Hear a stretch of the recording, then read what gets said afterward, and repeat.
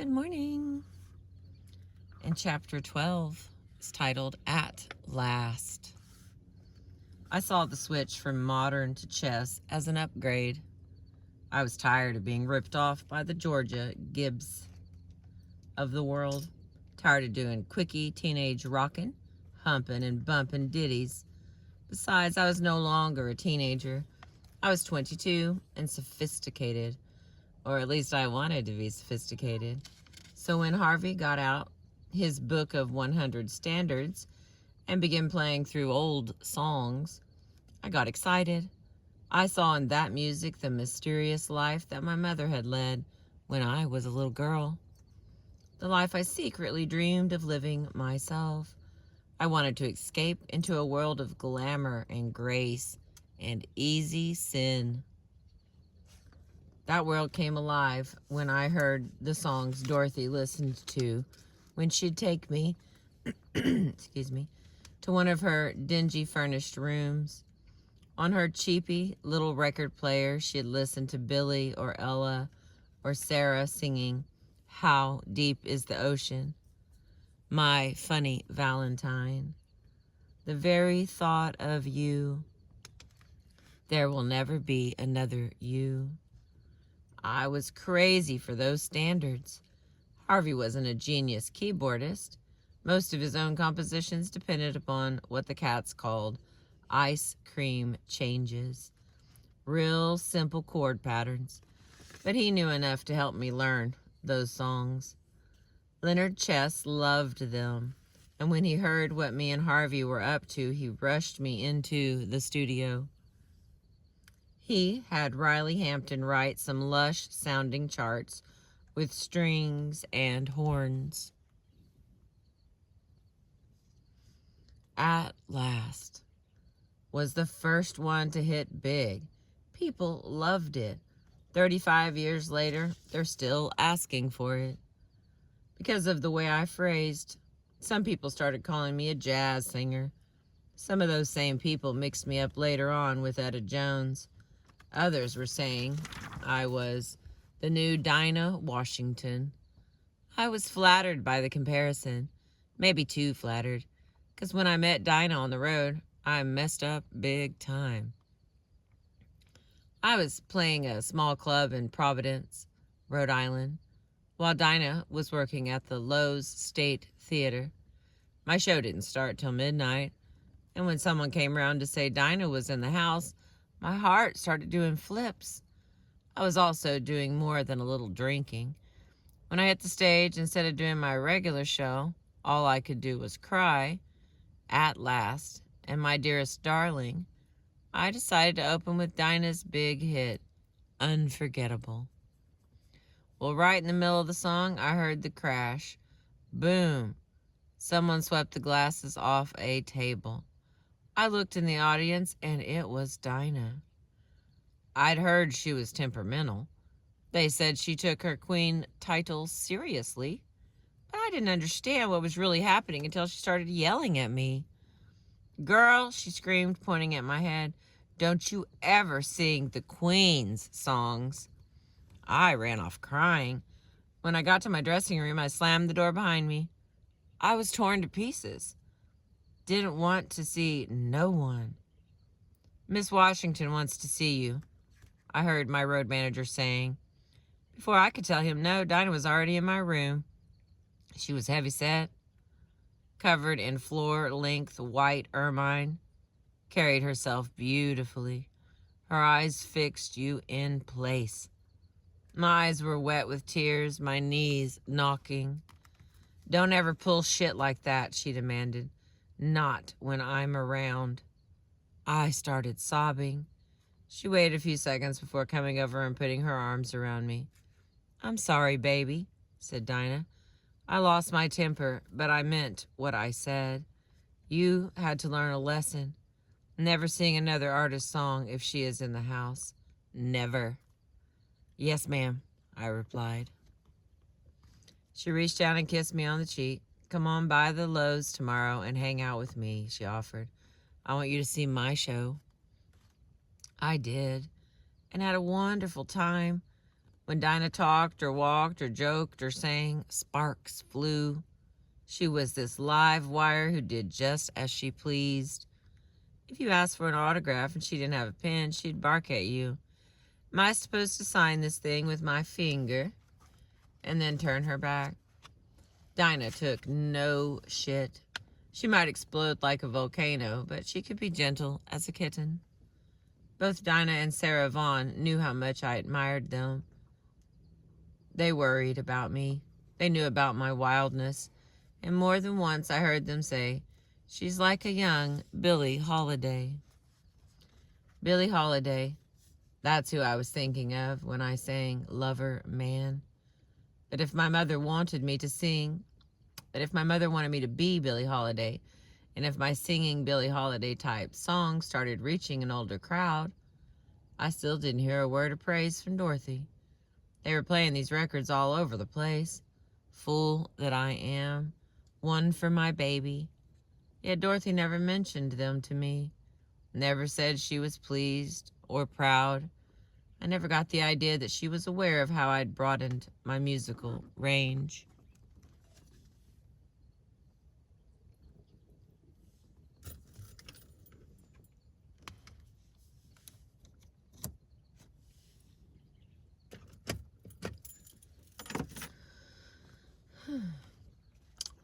Leonard Chess was the most aware of anyone.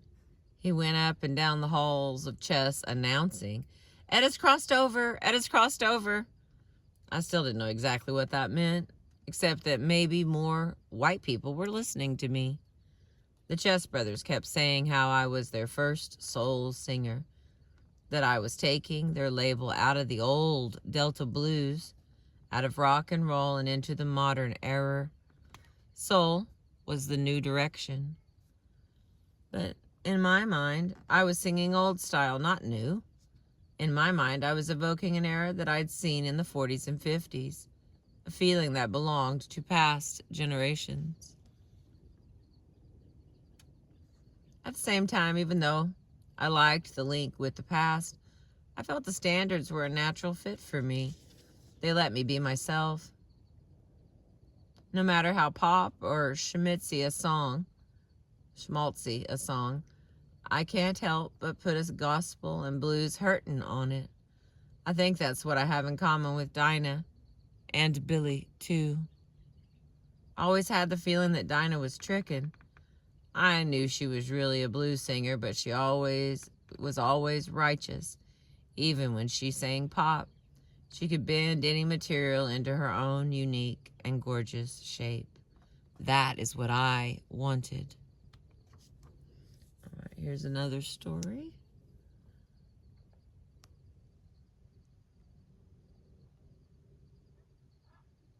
It's a little dark, but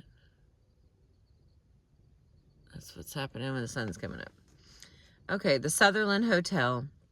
A dark-ass, cold Chicago afternoon in early February of 1960. Harvey puts down the phone. Tears are rolling down his cheeks. I have never seen Harvey cry before. "What's wrong?" I asked. "Jesse Blevins been killed." No. "A car crash happened in Arkansas. Jesse's dead." I was too shocked to cry, too numb to feel. Jesse was my brother. No one protected me any better. His death didn't make sense. He was barely 27 years old. I could not accept it. Couldn't get it straight in my brain. After a few minutes, I lost it, sobbing and shaking like the world had split open and swallowed me whole. It took a while to learn all the facts, but when I did, they finally made sense. Jackie Wilson told me the details. He was there. Jackie and Jesse had been on the same bill in Arkansas, and they were driving to Dallas. That's where Jackie was going to give Jesse his aqua blue tail-finned 1959 Cadillac and buy himself a new one. Jesse's driver, a guy named Charles, had once worked once worked for Ray Charles. Ray let him go because Charles liked to party a little too much. When he should have been napping, he was drinking. After Ray felt the car weaving back and forth on the highway, he fired him. Jesse hired him. Jesse would give anybody a break. Well, after the gig, 3 carloads of musicians headed straight for Texas.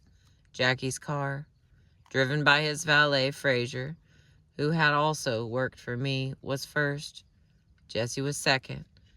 With Charles behind the wheel, Jesse was seated in the middle, and his wife, Joanne, was riding shotgun. They got up to 65, maybe 75 miles per hour down a 2-lane road. The third car, the one behind Jesse, saw that Charles was straying off into the oncoming lane and stayed there a while. Alarmed, they blinked their lights to alert him. That woke him up. He slowed down, then rolled down his window for fresh air. That seemed to help. He resumed his speed, but 5 minutes later he dozed off again and veered into the wrong lane. He was awoken by the headlights of a car coming straight at him, but it was too late. Jackie was a few miles up the road and didn't even know what had happened. Musicians in the car behind Jesse's told me of this horrible glow they saw up ahead, this red glare that lit the sky where the 2 cars collided. Charles was killed instantly, and so was Jesse. Jesse had his arm around Joanne. They were both asleep, but was so quick that on impact he grabbed her head and shoved it beneath the car radio. The collision was so powerful that when they opened the door, they saw that Jesse Blevins, whose head had gone through the windshield, was nearly decapitated. His nose was separated from his mouth. His clothes were in shreds like a scarecrow. They rushed the bodies to a hospital. Knowing Charles and Jesse were dead, their main concern was for Joanne. But the hospital, run by white doctors, wanted to know who was paying. No one had enough money.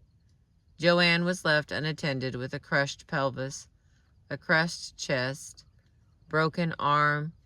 She was left in a coma until they could reach Jackie Wilson in Dallas. Jackie drove back to Arkansas to pay the doctors. It turned out that the town, Hope, Arkansas, birthplace of Bill Clinton, was also the birthplace of Jesse Blevin.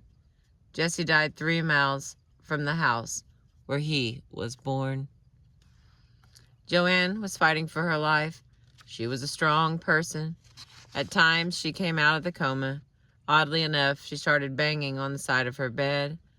No one knew why. Her father flew in from California. Joanne kept banging. The nurses didn't know what that meant, but her dad did. She was hearing every voice but Jesse's. She was banging for her husband. She wanted to hear Jesse. Finally, her father told her the truth. Jesse was gone. Hearing that, Joanne's arm dropped. She never banged on that bed again. I traveled from Chicago to the funeral in Los Angeles. It took them 3 days to sew Jesse together. The open caskets were devastating. To see 2 beautiful young people dead, a man and a wife, head to head in matching caskets. Man, that was more than we could take. None of us could contain ourselves. Jackie Wilson sang, but he was so broke up he could barely make a sound. We all knew Jesse was the next superstar. He'd just gotten the big break with RCA. Just gotten started. But none of that mattered. Dead is dead. The reality of the road is absolute. We all dragged ourselves out of the funeral home. Terrible Tommy Blevin, who claimed to be a lost son of Jesse's father, was among the mourners. He looked so much like Jesse that when Mama Blevin saw him, she fainted. She thought Jesse was back from the dead. For months, I dreamt Jesse was back. We'd be kids. We'd be harmonizing together like in the old days. I'd be playing with Francois, his poodle, or we'd be riding in his big convertible down Central Avenue. Both of us smoking some mellow weed. It'd be a fine spring afternoon and Jesse would be smiling, looking handsome, fit, full of life. Then I'd wake up and remember reality. I couldn't believe Jesse was gone. 35 years later, he still runs in and out of my dreams.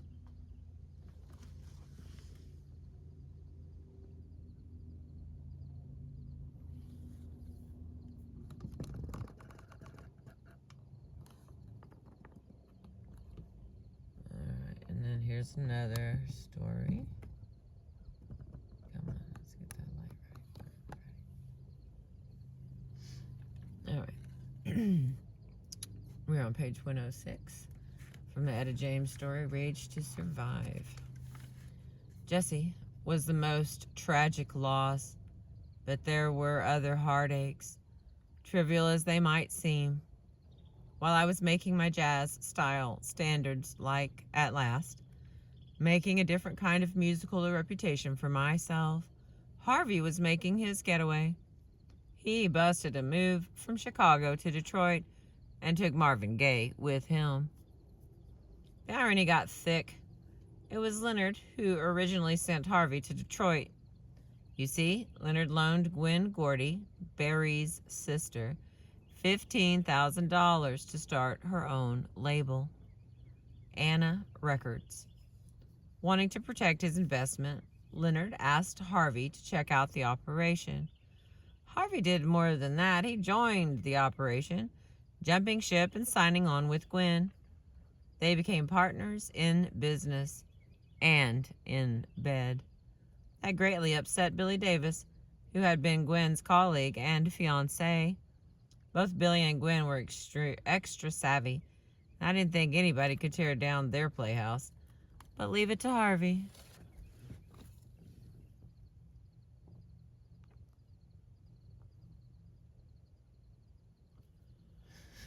Okay. Harvey left Leonard Chess for Anna Records, and in turn, Gwen helped Harvey start Harvey Records. It was a cozy arrangement that it got even cozier when Harvey married Gwen, and his new brother-in-law, Barry, managed both Anna and Harvey Records into his new Motown, merged both Anna and Harvey Records into his new label, Motown. Meanwhile, Marvin signed a solo deal with Motown, and keeping things all in the family, married Anna Gordy, Gwen's sister. The Gordy girls were just as sharp as brother Barry. Okay, hang on, let me get a time drink.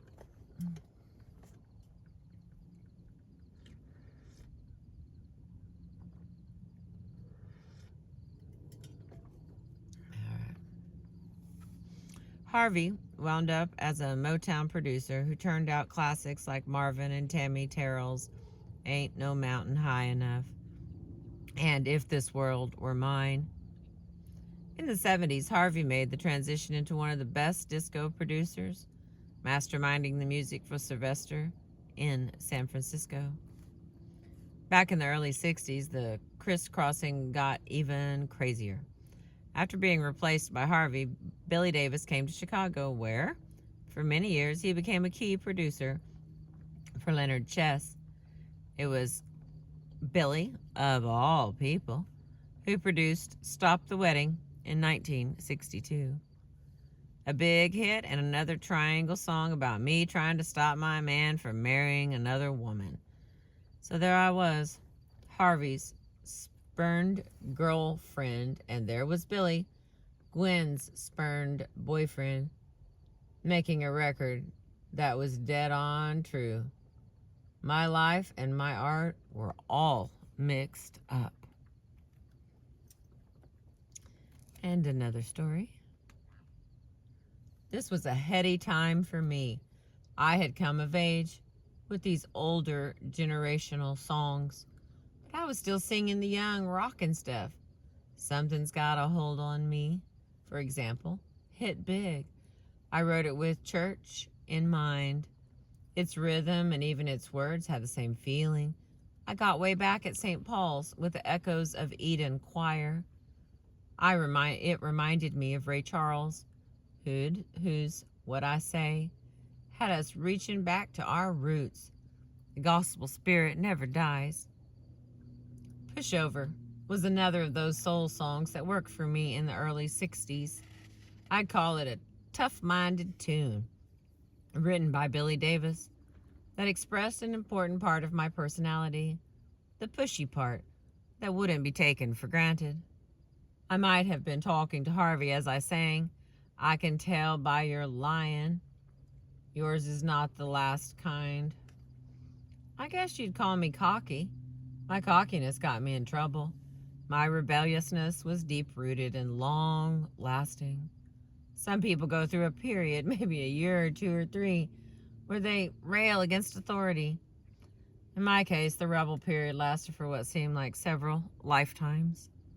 I was a fool who was smart enough to know I was a fool, and dumb enough not to care. Now that is a real fool. Truth is, I enjoyed being a fool. That was my state of mind when I tried heroin for the first time.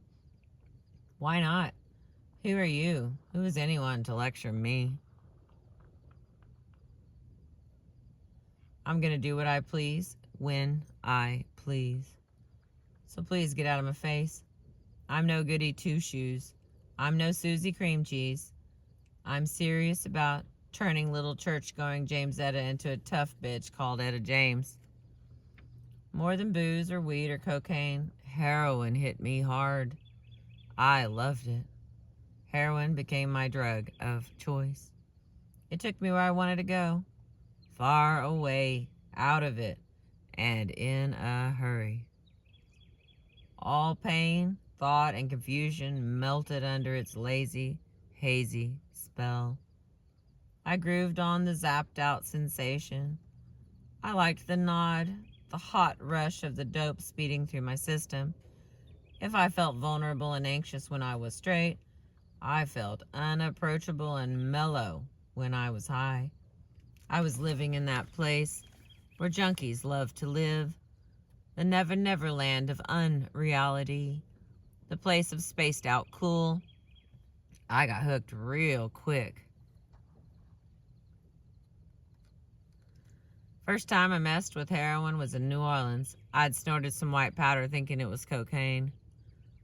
Turned out to be smack. See, in LA we had Mexican heroin, which was brown. To me, white powder meant coke. But this Louisiana heroin was so strong that I sniffed up so much, I overdosed. My heart started hammering and my head started screaming, and these two people had to take me outside and walk me around the French Quarter. Then they helped me upstairs and put cold towels all over my face. No one wanted to call a doctor.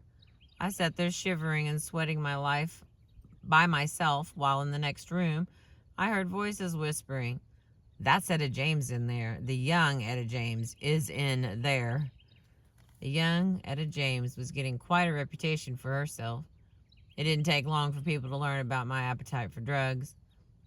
And when I'd hear them speak in distant rooms or backstage, they'd always say, "The young Etta James," as if my tender age made my wild habits more pitiful. Part of me was touched by those voices of concern. I knew people were worried, folks who may have even loved me. At the time, I liked being compared to Billie Holiday, even if that comparison was based on our common love for dope. I'd heard that when Billie fixed, she kept a cigarette and tall water glass filled with whiskey by her side. After the first hit, she'd leave the needle in her arm, slug back the booze, draw up more heroin, and shoot again. Soon I'd get in the same habit of going for a double dose. I liked seeing the needles stuck in the vein between hits. Thought it was cool. In a world where cool meant so much, junk pushed me into the perilous territory of the extra cool. The danger was thrilling. Shooting was thrilling. As the experienced cats explained, shooting is more efficient than snorting because it goes straight to your bloodstream. You need less to get high. And then there's the cotton, the sifter, the spoon, the cooking, the needle, the penetration, self-infliction, the ritual. Another big lure was weight. For the first time in my adult life, I was shedding pounds, and that was making me happy. How could I stay off heroin when heroin was making me stay off food? I was feeling desirable and sexy, being slim and blonde and having these hit records out there. Well, I was beyond. I was also being managed by John Lewis, who was giving me so much street knowledge I was starting to feel I could handle myself in any situation. John was putting some fat on my head. It was also John who brought home the reality of my addiction. John would show up in Chicago from time to time and move into the Sutherland Hotel, where we were all living in a big apartment. John might come alone or bring his wife, Artie, who became a junkie like me. On one occasion, John also brought a stable of white whores. He was always operating. The Sutherland was plenty wild.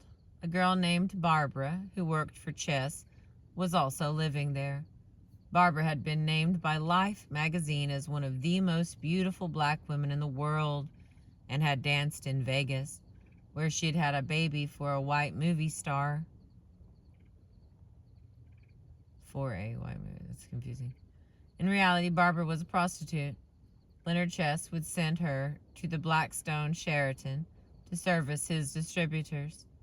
One of those distributors, a rich Jewish guy, fell for Barbara and was dying to marry her. Barbara was a knockout. Well, this one time when John Lewis had gone off for a week, Barbara, Artie, and I got a hold of about 150 capsules of heroin a dealer wanted us to sell. Each cap was $1.50, and we'd get to keep 50 cents. But the stuff was so good we snorted it up ourselves over a period of 5 days. We just sat there in our undies, polishing our fingernails and getting so high we painted all the walls black. We got crazy and also sick once the heroin ran out. When John showed up, he took one look at us and called a physician, Dr. Cohn, this sweet little old Jewish man who examined us and in his old world way said, "Well, these girls, they are suffering from indigestion." Dr. Cohen wasn't hip to what was wrong, but John was. John told us we were hooked. We denied it. "I'll prove it," said John. "I'll buy you a $10 bag of smack and watch how quick you get well." He was right. We went through that bag in a flash, and we were feeling fine. I was hooked, but I didn't care.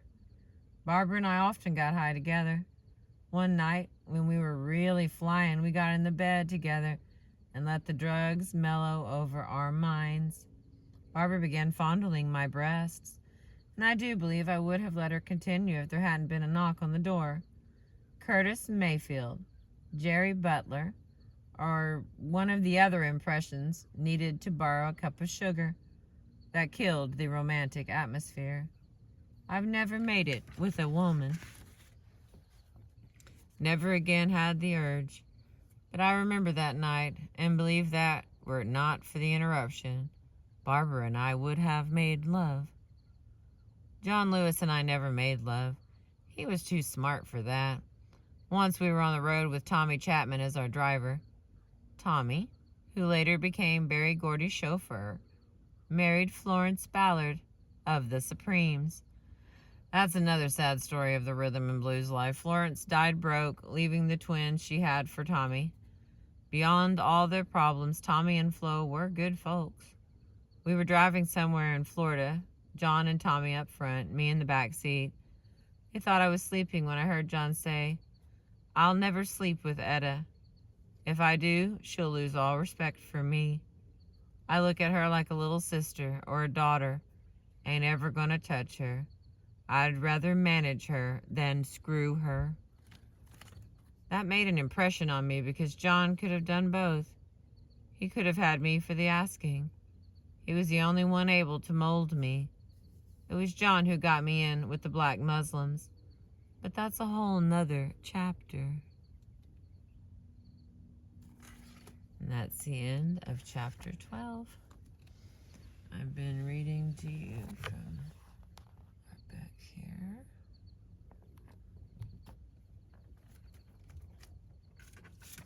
Our next one is James Etta X. That'll be chapter 13. Thank you for being with me this morning. I appreciate you.